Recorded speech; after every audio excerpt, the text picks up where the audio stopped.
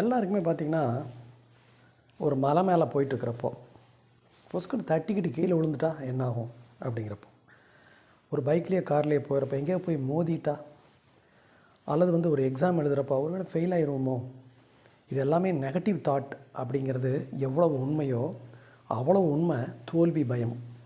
So எல்லாருக்குமே வந்து பார்த்திங்கன்னா தோல்வி பயம் இருக்கும். ஈவன் ஒரு 100 மீட்டர் டேஷ் ஓடுற ஒரு இன்டர்நேஷ்னல் ஒரு அத்லெட்டாக இருந்தாலும் சரி, ஈவன் சச்சின் தெண்டுல்கராக இருந்தாலும் சரி, கவாஸ்கராக இருந்தாலும் சரி, இல்லை மற்ற எந்த பிளேயராக இருந்தாலும் சரி, அவங்கள நம்பர் 1 இருந்தாங்க அப்படின்னா கூட அவங்களுக்கு தோல்வி பயம் அப்படிங்கிறது ஒன்று இருக்கும்.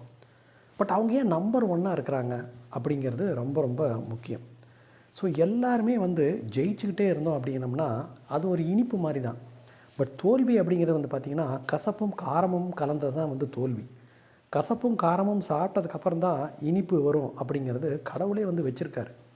ஸோ தோல்வியை கண்டு யாருமே பயந்துக்க வேண்டியதில்லை. லாஸ் அப்படிங்கிறது வந்து பார்த்திங்கன்னா ஒரு ஸ்வீட்டான விஷயம் அப்படின்னு யாரெல்லாம் நினச்சிட்ருக்காங்களோ அவங்க 2 தடவை 3 தடவை 10 தடவை தோல்வி அடைஞ்சாலும் கூட வெற்றி அடையணுங்கிற வந்து ஒரு வெறி வந்து அவங்களுக்கு வந்து வர ஆரம்பிச்சிருது. தோல்வியை வந்து பயந்துக்கிறவன் என்ன பண்ணுறான்னா அந்த ரேஸ்லேருந்தே ஓடிடுறான். ஸோ குவிட்டர்ஸ் அப்படின்னு சொல்லுவாங்க இல்லையா, அவங்க வந்து அதாவது குவிட்டர்ஸ் வந்து அவங்க வின்னர்ஸே கிடையாது. டக்குன்னு வெளியேறி அந்த ஃபீல்டை விட்டே வெளியே போயிடுவான். ஸோ தோல்வி அப்படிங்கிறது வந்து பார்த்திங்கன்னா it is part of the game. Winning மட்டும் ஒரு கேம் கிடையாது. பார்ட் ஆஃப் த கேம் வந்து பார்த்திங்கன்னா தோல்வி அடையிறது மட்டும்தான்.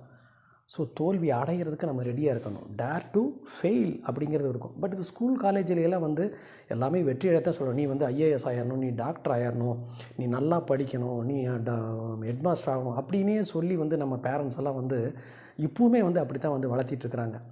ஒரு பாடத்தில் ஃபெயில் ஆகிட்டா உடனே அவனை போட்டு கரித்து கொட்டிடுறது. அப்படியெல்லாம் பண்ணக்கூடாது. பரவாயில்ல, இதை நீ ஃபெயில் ஆகிட்ட, பரவாயில்ல, நீ இவ்வளோ மார்க் எடுத்திருக்கிற, நீ இவ்வளோ ஒரு பர்சன்டேஜ் எடுத்திருக்கிற, ஃபஸ்ட் ரேங்க்குக்கும் செகண்ட் ரேங்க்குக்கும் இடையில உள்ள டிஃப்ரென்ஸ் வந்து இவ்வளோ தான் அப்படின்னு சொல்கிறப்ப தான் அவனுக்கு ஒரு தனி ஒரு கான்ஃபிடன்ஸ் வந்து நம்ம செகண்ட் ரேங்க் இந்த தடவை எடுத்துட்டோம், அடுத்த தடவை ஃபஸ்ட் ரேங்க் எடுக்கும் அப்படிங்கிற ஒரு வேட்கை வந்து அவன்கிட்ட வர ஆரம்பிக்கும். ஸோ தட்டி கொடுங்க, தோல்வி ஆகிறப்ப தட்டி கொடுங்க. சின்ன குழந்தைக்கு தான் இந்த தோல்விக்கு வந்து பார்த்திங்கன்னா ஒரு உதாரணம். சின்ன குழந்தைக்கு பாருங்கள், கீழே விழுந்தோடனே கொஞ்ச நேரம் அழுகும், சுற்றியும் பார்த்து யாரும் இல்லைன்னா அதே எந்திரிச்சிக்கும். அந்த மாதிரியான ஒரு மனநிலை வரும். அந்த சைல்டிஷ் ஆட்டிடியூட் இருந்தது அப்படின்னா லாஸ் அப்படிங்கிறது வந்து பார்த்திங்கன்னா it is part of the game. Winning அப்படிங்கிறது வந்து பார்த்திங்கன்னா ஷுவராக இருக்கும். மறுபடியும் ஒரு நல்ல வீடியோவில் சந்திப்போம். அது வரைக்கும் பாய்.